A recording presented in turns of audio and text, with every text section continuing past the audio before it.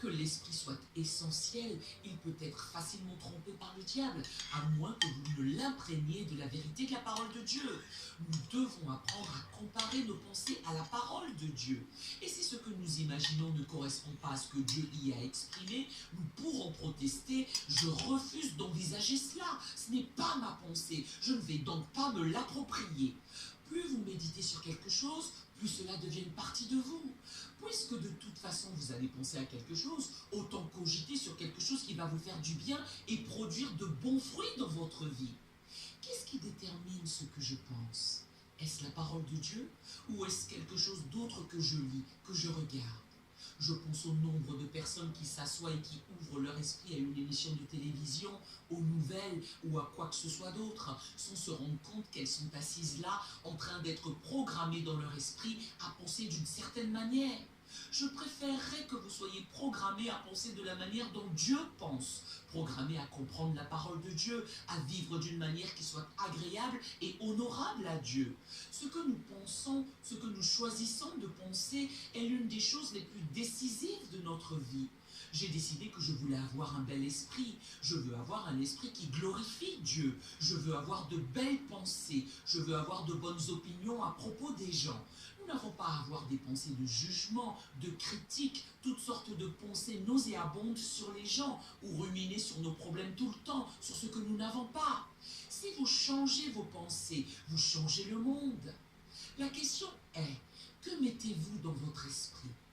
Prenez la bonne nouvelle et nourrissez votre esprit de la paix de Dieu.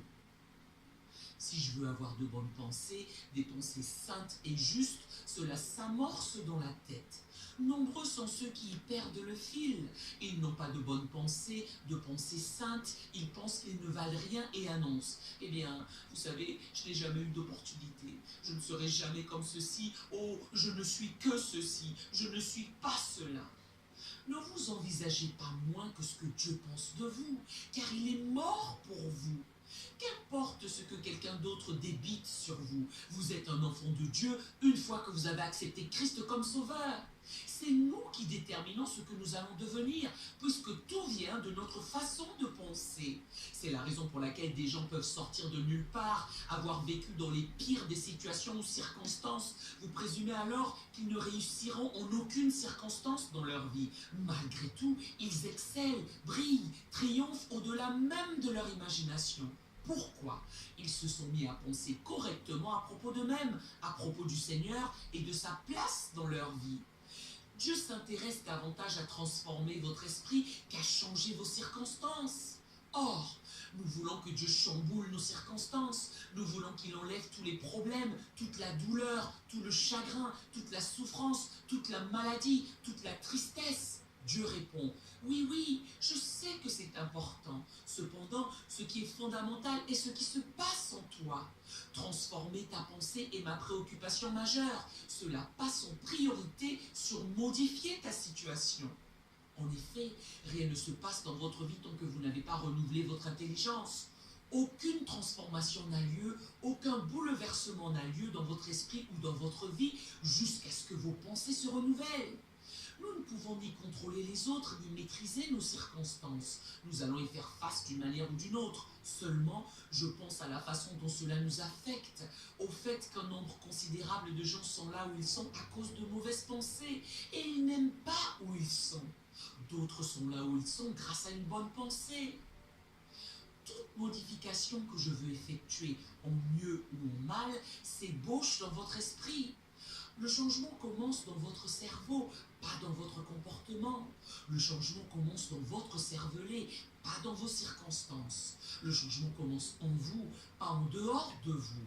Vous ne commencez pas par changer votre comportement, vous commencez par changer la façon dont vous pensez à ce que vous voulez changer. Tout commence dans votre esprit. Notre esprit est la tour de contrôle de notre vie. Tout ce qui y arrive commence là. Toutes nos décisions sont là. La vérité est que ce que nous sommes aujourd'hui est le résultat de ce que nous avons pensé pendant toutes ces années. La Bible révèle que l'homme est comme les pensées de son âme.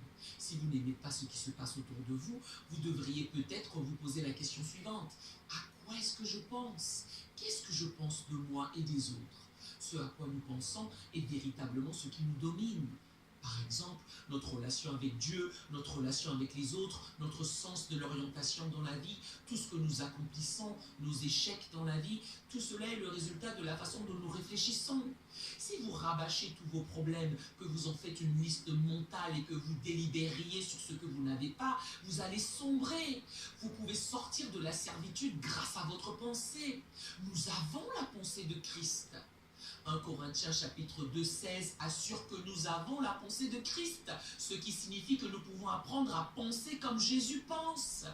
Quand nous avons accepté Jésus comme sauveur, il nous a donné le pouvoir de penser comme lui. Cela ne dénote pas que nous serons aussi sages que lui ou que nous aurons toute la connaissance qu'il a. Toutefois, il nous a donné le droit et le pouvoir d'avoir des pensées saintes comme lui. Nous avons ainsi le pouvoir de bien penser. Nous avons le don du Dieu Tout-Puissant et quelqu'un pour nous protéger ce faisant. Nous devrions avoir les pensées de Dieu. Que pense-t-il? Comment veut-il que nous pensions? Comment veut-il que nous vivions? En faisant cela, rappelez-vous ceci. Lorsque vous avez ces pensées, vous avez les pensées les plus puissantes qui soient. Lorsque vous avez ces pensées, vous pensez et entrevoyez ce qu'il pense de vous.